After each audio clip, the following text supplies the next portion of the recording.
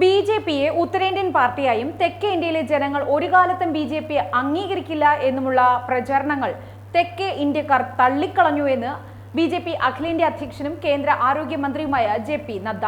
ആന്ധ്രാപ്രദേശിലും NDA അധികാരത്തിലെത്തിയതോടെ BJP ഉത്തരേന്ത്യൻ പാർട്ടിയെന്ന ബോധപൂർവമായ പ്രചരണം ജനം തള്ളിക്കളഞ്ഞുവെന്ന് അദ്ദേഹം പറഞ്ഞു. തെലങ്കാനയിൽ സീറ്റ് ഇരട്ടിയാക്കി. കേരളത്തിൽ ആദ്യമായി ബി.ജെ.പി വിജയം നേടിയിരിക്കുന്നു. മൂന്നാം തവണയും മോദി സർക്കാർ അധികാരത്തിൽ വന്നത് ചരിത്ര നേട്ടമാണ്. ബി.ജെ.പി വിശാല സംസ്ഥാന നേതൃയോഗത്തിൽ സംസാരിക്കുകയായിരുന്നു ജെ.പി. നദ്ദ. മൂന്നാം സർക്കാർ സ്ഥിരത പ്രദാനം ചെയ്യുന്നു. ഒറീസയിൽ ബി.ജെ.പി ഐതിഹാസിക വിജയം നേടി. ഭാവിയിൽ തമിഴ്നാട്ടിലും ജയിക്കും. ബി.ജെ.പി വടക്കേ ഇന്ത്യൻ പാർട്ടിയാണ് എന്ന പ്രചരണം ജനം തള്ളിക്കളഞ്ഞിരിക്കുകയാണ്. ബി.ജെ.പി ഇപ്പോൾ അഖിലേന്ത്യാ പാർട്ടിയായി മാറിക്കഴിഞ്ഞു.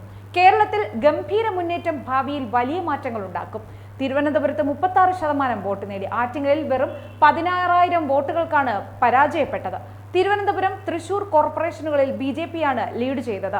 6 മുനിസിപ്പാലിറ്റികളിൽ മുന്നിലാണ്. കോൺഗ്രസിന് 3 തെരഞ്ഞെടുപ്പിൽ ലഭിച്ചതിനേക്കാൾ 45 സീറ്റ് അധികം ഇത്തവണ ബി.ജെ.പിക്ക് കിട്ടി. 13 സംസ്ഥാനങ്ങളിൽ കോൺഗ്രസ് സംപൂജ്യരായി. കോൺഗ്രസിന് കണക്കറിയാത്തതാണ് പ്രശ്നം. അതുകൊണ്ടാണ് ജയിച്ചു എന്ന് അവർ പറയുന്നത്. കോൺഗ്രസ് വെറും ഇത്തിൽ കണ്ണിയായി മാറി. സഖ്യകക്ഷികളുടെ വോട്ട് കൊണ്ട് മാത്രം വിജയിക്കുന്ന പാർട്ടിയാണത്. ബംഗാളിൽ ഒറ്റയ്ക്ക് മത്സരിച്ചപ്പോൾ തോറ്റു തുന്നം പാടി. ബി.ജെ.പിയുമായി നേരിട്ട് ഏറ്റുമുട്ടിയ സ്ഥലങ്ങളിൽ കോൺഗ്രസിന്റെ സ്ട്രൈക്ക് റേറ്റ് വെറും 26% മാത്രമാണ്.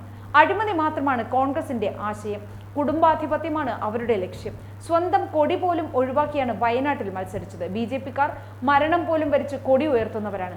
15,000 പാർട്ടികൾ ഇന്ത്യയിൽ ഉണ്ടെങ്കിലും ബി.ജെ.പി മാത്രമാണ് ആശയത്തിന്റെ അടിസ്ഥാനത്തിൽ പ്രവർത്തിക്കുന്നത്. കോഴിക്കോട് ദേശീയ സമ്മേളനത്തിൽ കശ്മീരിന്റെ പ്രത്യേക പദവി റദ്ദാക്കുമെന്ന് പറഞ്ഞു. 2019 റദ്ദാക്കി. അയോധ്യയിൽ രാമക്ഷേത്രം സാധ്യമാക്കി എന്നും ജെ.പി. നദ്ദ പറഞ്ഞു. 2014 മുൻപും ശേഷവും നമ്മൾ പരിശോധിക്കണം. 2014 മുൻപ് രാജ്യത്ത് അഴിമതിയും ഇരുട്ടുമായിരുന്നു. നയപരമായ സ്തംഭനമുള്ള രാജ്യം. ഒരു അധികാരവുമില്ലാത്ത പ്രധാനമന്ത്രി ഭരിച്ച ഇന്ത്യ. എന്നാൽ ഇപ്പോൾ വെളിച്ചവും സുതാര്യതയും വന്നിരിക്കുന്നു. നിലപാടും വൈദഗ്ധ്യവുമുള്ള ഇന്ത്യയാണ് ഇന്നുള്ളത്. ശക്തനായ ഭരണാധികാരിയാണ് ഇന്ത്യ ഭരിക്കുന്നത്. നേരിട്ടുള്ള ആനുകൂല്യങ്ങൾ നൽകുന്നതിലൂടെ അഴിമതി ഇല്ലാതായി. സൗജന്യ റേഷനിലൂടെ ദാരിദ്ര്യത്തെ തുടച്ചു നീക്കാനായി. രാജ്യം ഇന്ന് സാമ്പത്തികമായി മുന്നേറുകയാണ്. ഏറ്റവും കൂടുതൽ വളർച്ചാ നിരക്കുള്ള രാജ്യം ഇന്ത്യയാണ്. ലോകത്തിന്റെ വളർച്ചാ നിരക്കിന്റെ 15% ഇന്ത്യയുടെ സംഭാവനയാണ്. മൂന്നാമത്തെ സാമ്പത്തിക ശക്തിയായി മോദി സർക്കാർ ഇന്ത്യയെ മാറ്റും. കേരളത്തിൽ ദേശീയപാത വികസനം നടക്കുകയാണ്.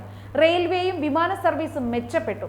പ്രതിരോധ സാമഗ്രികളുടെ ഇറക്കുമതി കുറച്ച് കയറ്റുമതി ചെയ്യുന്നുവെന്നും ജെ.പി. നദ്ദ പറഞ്ഞു.